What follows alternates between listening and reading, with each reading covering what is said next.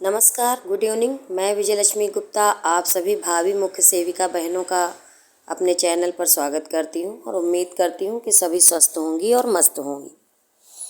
मुख्य सेविका भर्ती को लेकर के कुछ महत्वपूर्ण चर्चा आप सभी से करनी है। कई दिन हो गए मैं मुख्य सेविका भर्ती पर कोई चर्चा और परिचर्चा नहीं कर रही हूं, जिसको लेकर के हमारी कई सारी बहनें जो व्यक्तिगत रूप से मुझसे जुड़ी हैं और परेशान हैं, तो उन्हीं के पर्पज़ से मैं आई हूँ। जैसा कि आप सभी लोग जान ही रहे हैं कि हाई कोर्ट की साइट पर स्टेटस अपडेट हो गया है और उस स्टेटस के माध्यम से आप सभी को ये ज्ञात हो गया है कि भर्ती में एक नया मोड़ आ गया है, जिसकी बहुत ज़्यादा ज़रूरत थी। इंटरवेंशन फाइल के माध्यम से कोई व्यक्ति या व्यक्तियों का समूह कोर्ट में दाखिल हो चुका है आपके हितों को बताने के लिए। जैसे कि 126 संविदा कर्मी बहनों ने अपने हित को बता करके और पूरी भर्ती पर स्टे ले लिया है। हालांकि 126 पदों का ही मामला फंसा हुआ है, लेकिन पूरी भर्ती को रोक रखा है। तो उसी के संबंध में हस्तक्षेप के माध्यम से मैंने आपको एक वीडियो बना के बताया था कि इंटरवेंशन फाइल वास्तव में होती क्या है। तो वहाँ पर हम लोग एंट्री ले चुके हैं। जो भी गंभीर बहनें हैं उन सभी लोगों ने मिल करके ये प्रयास किया है, क्योंकि कोई अकेला व्यक्ति प्रयास तो करेगा लेकिन सफलता उस हिसाब से नहीं मिलेगी, क्योंकि जब आप लोग ज़्यादा लोग वहाँ जाएंगे तो उसका अलग ही प्रभाव पड़ता है। जल्द ही साइट अपडेट होगी और चीज़ें और ज़्यादा क्लियर हो जाएंगी। उम्मीद है कि आपकी डेट भी लग जावे, लेकिन मुद्दा यही है कि डेट लगने के बाद क्या सकारात्मक परिणाम आ सकता है और इंटरवेंशन फाइल पर आखिर भर्ती पर क्या प्रभाव होगा, यानी कि ये एप्लीकेशन दायर करने पर भर्ती पर क्या प्रभाव पड़ेगा, ये लोग जानना चाहते हैं। क्योंकि हम सभी मुख्य सेविका बहनें ज़्यादा कानून की जानकारी नहीं रखते हैं, फिर भी मैं साधारण और सरल शब्दों में आपको समझाने का प्रयास करूंगी। इसके पहले भी मैंने प्रयास किया है। देखिए, इसके माध्यम से हम लोग बता पाएंगे कि इस भर्ती में हम लोगों का हित किस तरीके से प्रभावित हो रहा है और सुनवाई के अधिकार को भी प्राप्त कर लेंगे। जैसा कि आप सभी जान रही हैं कि माननीय उच्च न्यायालय में मामला लंबित है और मैं आपको कुछ एक डेटा देना चाहूँगी।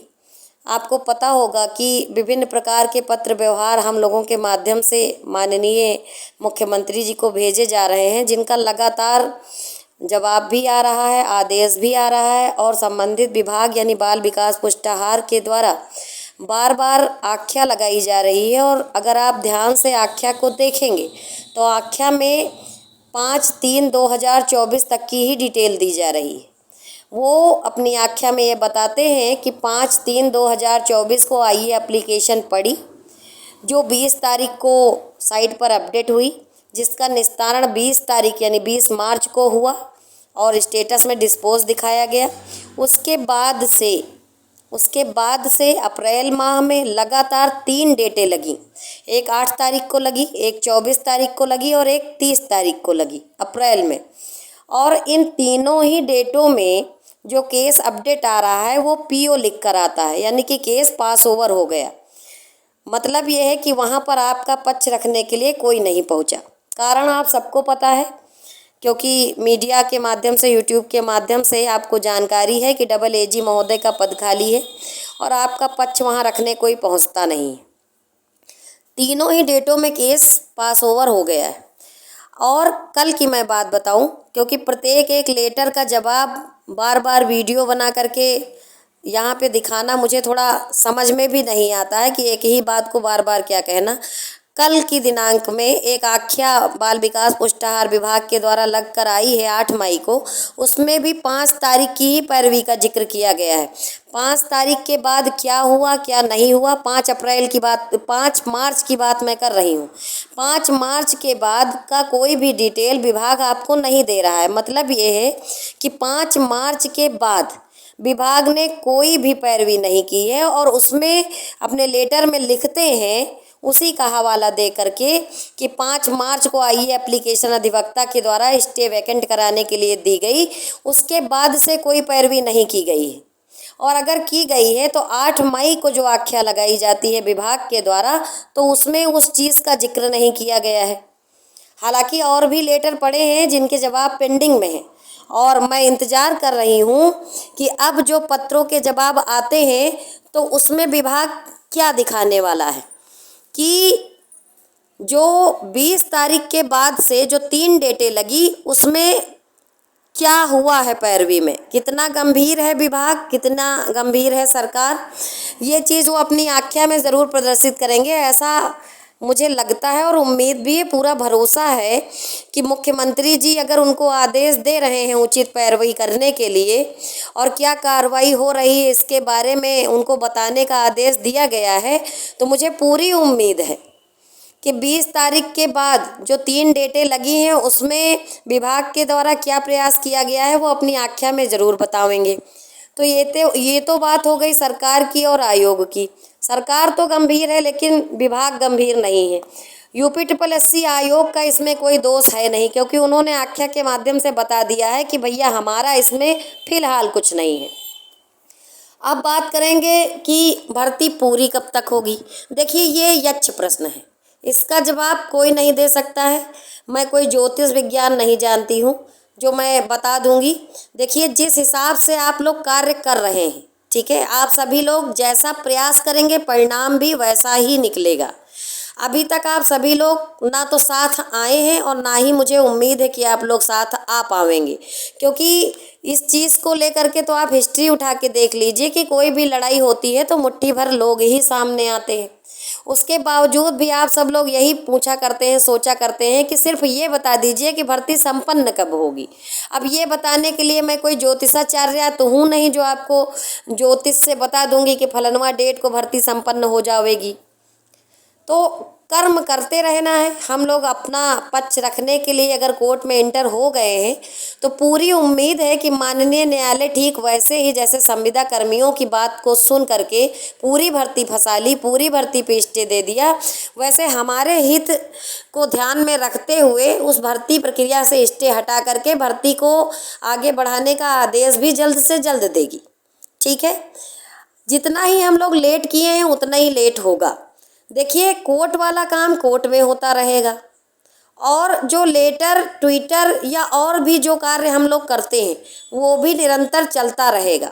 कोई भी आख्या लगती है, उस आख्या में अगर सूटेबल जवाब नहीं मिलता है तो उसकी हम लोग री अपील करके दोबारा से विभाग में जवाब मैंने कई बार मांगा है और उनके जवाब विभाग दे नहीं पा रहा है। उसका कारण ये है कि जो मैंने डेटें बताई है उन डेटों में उन्होंने कुछ किया ही नहीं है ना। तो ज़्यादातर लोग तो ये परेशान हैं, मैं बता रही हूँ कि अफवाह फैलाने वाले लोग भी कम नहीं। अभी कहो इंटरवेंशन फाइल को ही बताने लगे कि इसके दायर होने से भर्ती फंस गई, नहीं तो भर्ती ऐसे ही हो जाती। चलिए ठीक है, ये उनकी अपनी परेशानी है, ये उनका अपना पेट दर्द है। कुछ लोगों को हो ही जाता है पेट दर्द, तो किया ही क्या जाए। और मुद्दा जो मेन है वो ये है कि अभी भी कुछ देर नहीं हुई है, सब लोग संगठित हो जाइए। सब नहीं हो सकते हैं तो जिनको लगता है कि भर्ती में उनका नंबर अच्छा है और उनकी एक सीट पक्की है तो वो लोग आ करके उन लोगों से ज़रूर मिल जावें जो लोग कोर्ट में अपना पक्ष रख रहे हैं। दूसरी एक बात यह है कि अब इस समय भर्ती कोर्ट में है और जून में छुट्टियां भी होंगी और कोर्ट का, हाई कोर्ट का एक अपना ही अलग चलता रहता। चूँकि समय ज़्यादा लग रहा है तो सभी लोग परेशान हैं, तो अपना मन लगाने के लिए पढ़ाई लिखाई सभी लोग कर रहे हैं और मैं क्या करती हूँ कि अपना वीडियो बनाती हूँ। देखिए, मुख्य सेविका को लेकर के मैं न्यूज़ बनाती नहीं हूँ, न्यूज़ बताती हूँ। इस बात को आप लोग समझें। मैं न्यूज़ बना नहीं पाऊँगी, मैं न्यूज़ बताऊँगी, कोई अथेंटिक सोर्स होगा तो ही कोई न्यूज़ बताऊँगी, बना नहीं पाऊँगी। इसके चलते मैं अदर टॉपिक हैं कुछ, हमारा क्रिएटिव माइंड जो भी कहता है मैं अदर टॉपिक पे भी वीडियो बना देती हूँ। तो उसमें कुछ एक भाई लोग हैं जो बता दिए हैं कि मैं मतलब मेरा मानसिक संतुलन ख़राब हो गया है इस भर्ती के रिज़ल्ट ना आने पर। तो उन भाई साहब को मैं जवाब देना चाहूँगी कि मैं न्यूज़ बताना पसंद करती हूँ, बनाना पसंद नहीं करती हूँ। और अगर मैं वीडियोस बनाती हूँ तो इसलिए बनाती हूँ कि मेरा और मेरे साथ जुड़ी बहनों का मन लगा रहे, क्योंकि ये समय बहुत ही पीड़ादायक है, जो बीत नहीं रहा है, और समय बिताने के लिए कुछ काम करना होगा।